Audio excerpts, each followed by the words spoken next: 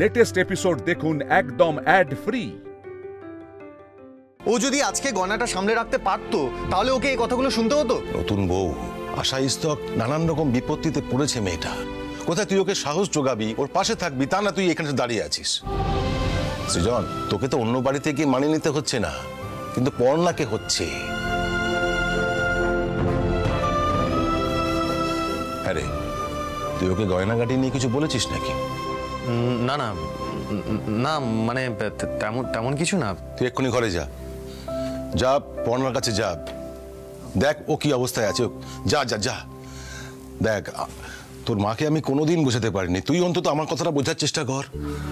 সৃজন, সৃজন, পর্ণা লেখাপড়া জানা শিক্ষিত মেয়ে, অন্যরকম ভাবে মানুষ হয়েছে। মেয়েটা একেবারে খাঁটি সোনা রে। ওকে অনাদর করলে ও কিন্তু এ বাড়িতে থাকবে না। তখন তোর ঠাম্মার মুখটা কত ছোট হবে একবারও ভেবেছিস? আর সৃজন, তুই যে কি হারাবি তা তুই এখন বুঝতে পারছিস না। না, তুই পারছিস না বুঝতে। যা পর্ণার কাছে যা, ওকে ওকে বোঝা, ভালো করে বোঝার পাশে থাক। যা যা যা যা।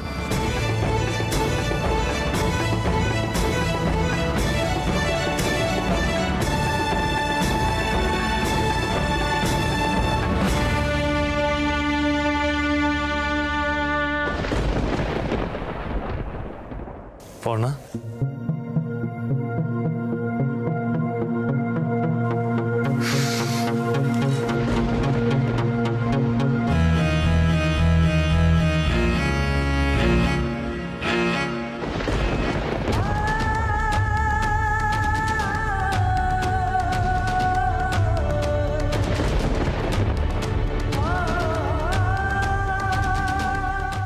সর্বনাশ, কোথায় গেল? এ তো দেখছি অন্যরকম কাণ্ড হয়ে গেল। বাড়ি ছেড়ে চলে গেল নাকি? মেয়েটা একেবারে খাঁটি সোনা রে। ওকে অনাদর করলে ও কিন্তু এ বাড়িতে থাকবে না। আমিও আর কোনো অসম্মান সহ্য করবো না, এটা আমি ঠিক করে ফেলেছি বাবা। পর্ণা, পর্ণা,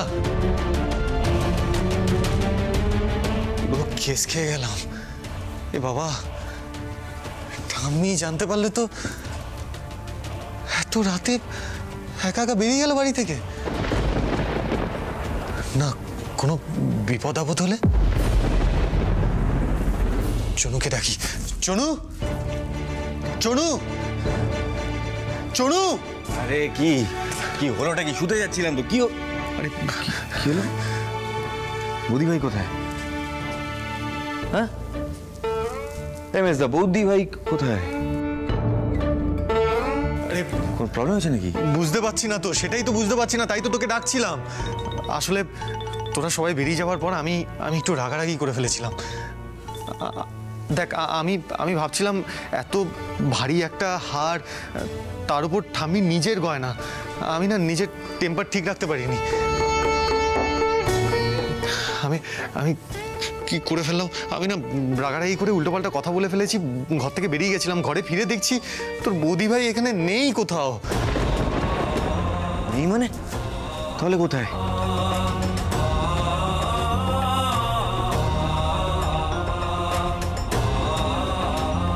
কোথাও নেই বৌদি ভাই। মেজদা, এই যে করিস না, বেচারি এমনিতে এতগুলো কথা শুনো, তারপরে আবার তুই বকাবকি করতে গেলি কেন বলতো? যথেষ্ট তো হেনস্থা হয়েছিল। জানিস তো, মাঝে মাঝে না নিজেকে খুব অসহায় লাগে। আমি তো বাড়ির ছোট ছেলে, কাউকে কিছু বলতেও পারি না, কি আর বলবো, কেউ শুনবেও না। কিন্তু তুই তো আমার থেকে বড়, তুই স্ট্যান্ড নিস না কেন?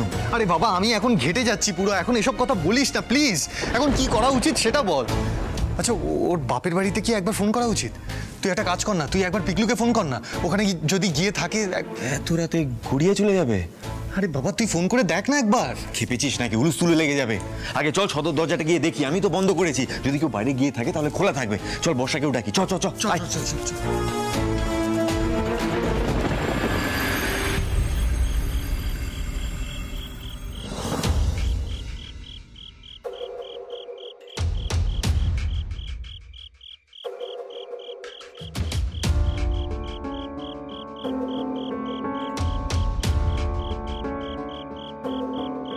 দেখ তো ছোটদা, দরজাটা খোলা। না, ভেতর থেকে বন্ধ। তাহলে বন্ধ? তার মানে তোর বৌদিভাই ঘরেই আছে, বাইরে বেরোয়নি।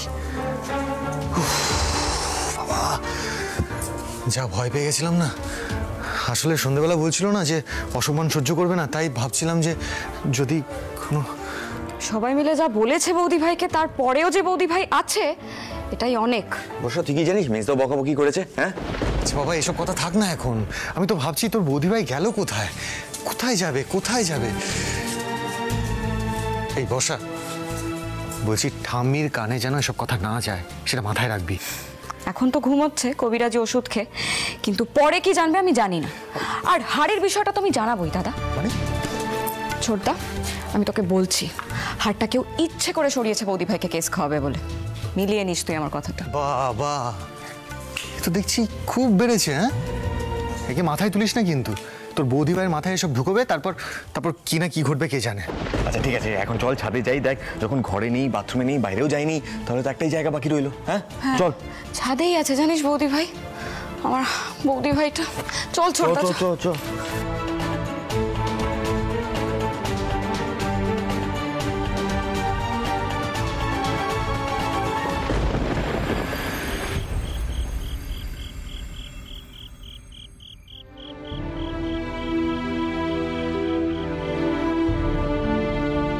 তুমি ভাই মনে করে দেখো তো, হাটটা আবার বাপের বাড়ির কারোর সঙ্গে পাঠিয়ে দাওনি তো? আমি একটা জিনিস বুঝলাম না, তুমি নিজের জিনিস নিজে খেয়াল রাখতে পারলে না? যথেষ্ট বয়স হয়েছে তো নাকি? মা তো ঠিকই বলেছে, জিনিসের মূল্য বোঝো না তুমি?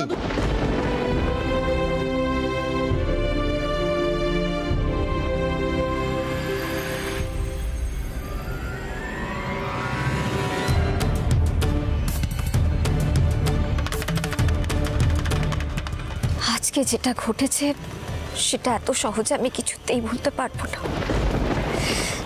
যাই হোক না কেন, 7 দিনের মধ্যে ঠাম্মির আশীর্বাদী হার আমি খুঁজে বার করবই।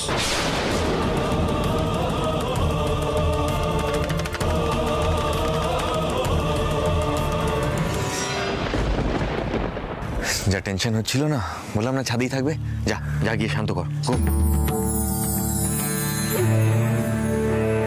বেচারা এ বাড়িতে এসে অব্দি শুধু চোখের জলই ফেলে গেল। জানা দাদা কি ভাবছে আমাদের সম্পর্কে কে জানে।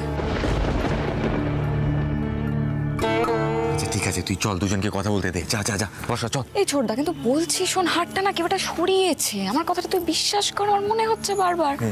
ঠিক আছে, এখন তুমি চলো চলো চলো।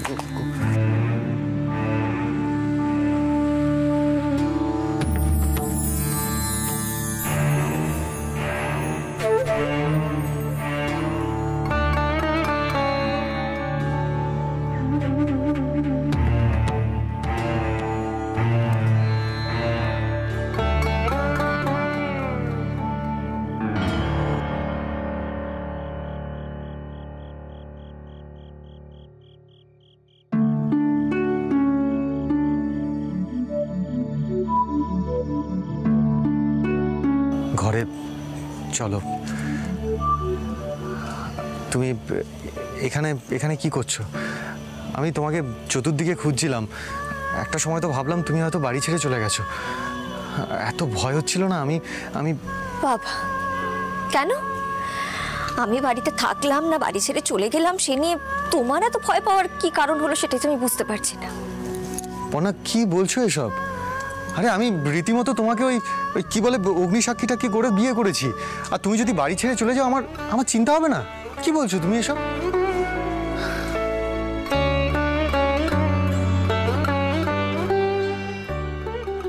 পর্ণা প্লিজ ঘরে চলো। দেখো, এইভাবে এখানে রেগে দাঁড়িয়ে থাকলে কি সব সমাধান হবে? একটা বাড়িতে অনেকেই থাকে, অনেকে অনেক রকম কথা বলে, তাই বলে সবার কথা গায়ে মাখলে চলে নাকি?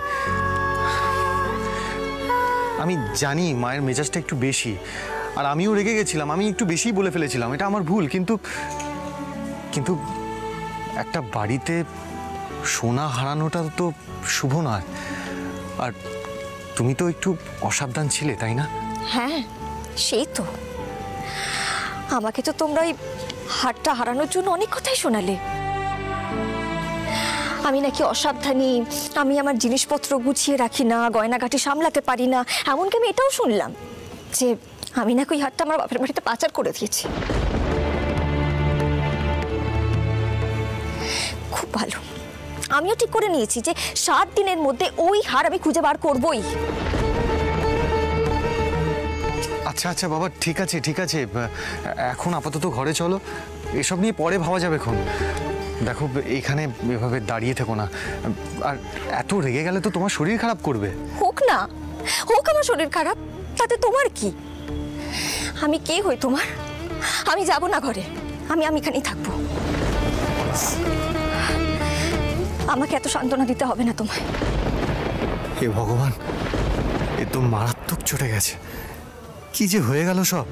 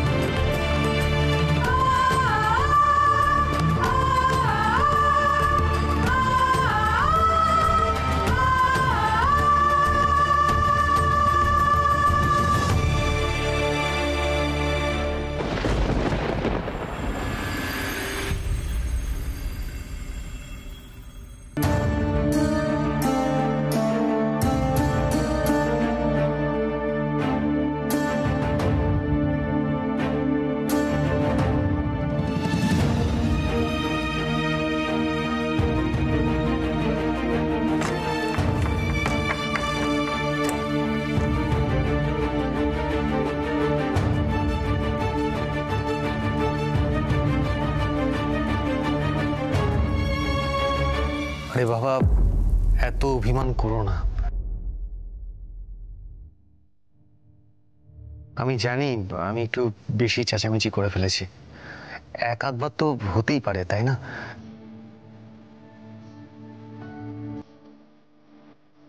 আমি বরং ঘরটা গুছিয়ে দিই। থাক, আমি করছি।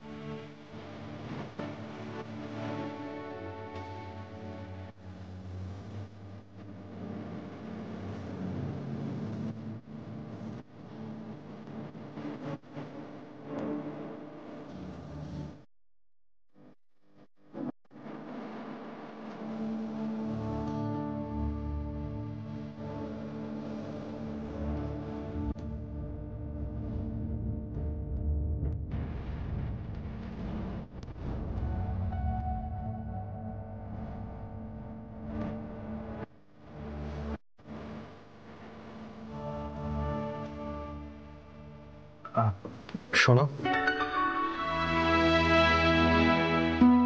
বলছি তুমি এবার একটু রেস্ট নাও, অনেক ধকল গেছে। আর একটা কথা, মায়ের কথা অত রাগ করো না।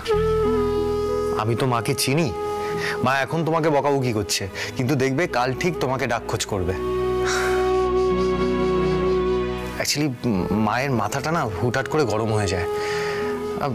মায়েরা তো বকাবকি করেই, মায়েদের সব কথা কি মনে রাখতে হয়? আর এখন তো আমার মা তোমারও মা হয়ে গেছে, তাই না? হ্যাঁ, সে তো ঠিকই। তাই বলছি, আর মন খারাপ করো না। আর ওই হারটা ঠিক পাওয়া যাবে এখন, মানে পেতে তো হবেই।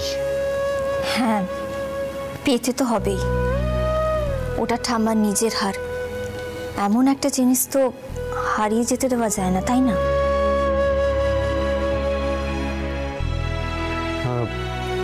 অনেক রাত হয়ে গেছে, তাহলে আমরা ঘুমিয়ে নিই একটু, নয়তো কাল আবার কষ্ট হবে।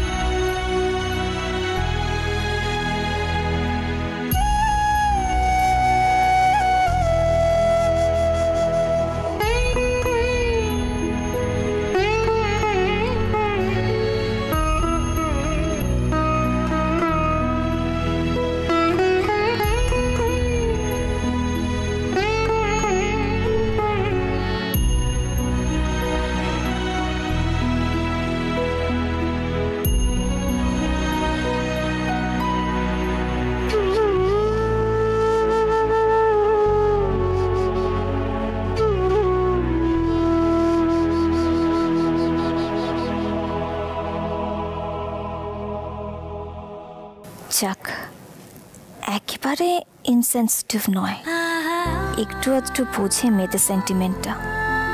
চকু দাদা, এই লোকটা যেন আমার পাশে থাকে, তুমি অন্তত এইটুকু দেখো, বাকিটা আমি সামলে নেব।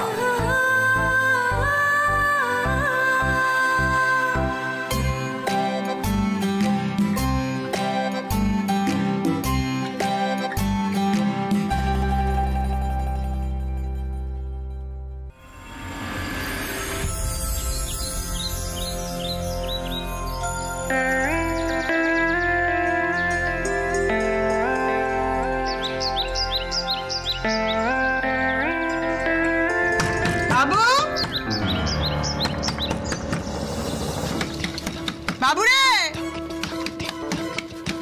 দরজাটা খোল।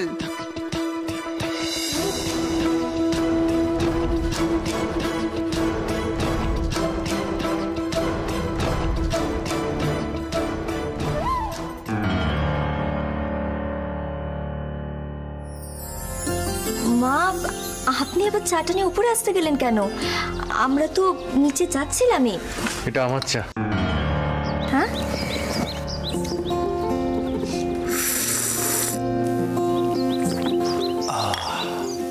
আমি তো ভেবেছিলাম ফুলসজ্জা শেষ, মাথায় ঘোমটাটা টেনে নিচে এসো। সবুরে মেয়া ফলে এত সহজ নয়, বছর ঘুরিলে মিঠের হদিশ পাওয়া যায়। এই আমি জানি শুধু এত নিম ফুলের মধু বোঝা যায়। হো, দু চোখে আকাশ কুসুম আদর লেগে গায়, ভালোবাসা জমে ঝরে বৃষ্টি হয়ে যায়। এই আমি জানি শুধু এই যে নিম ফুলের মধু বোঝা যায়।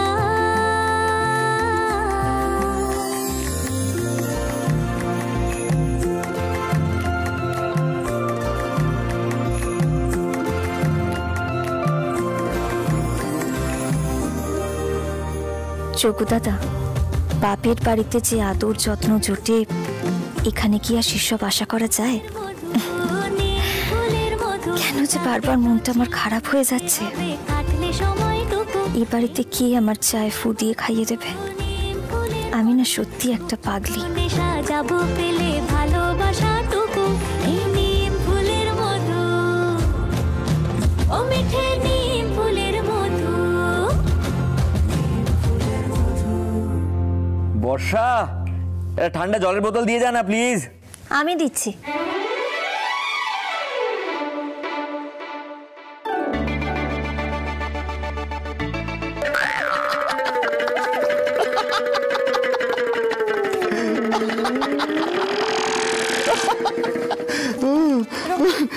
থাক করে হাসছিস কেন ছোটদা?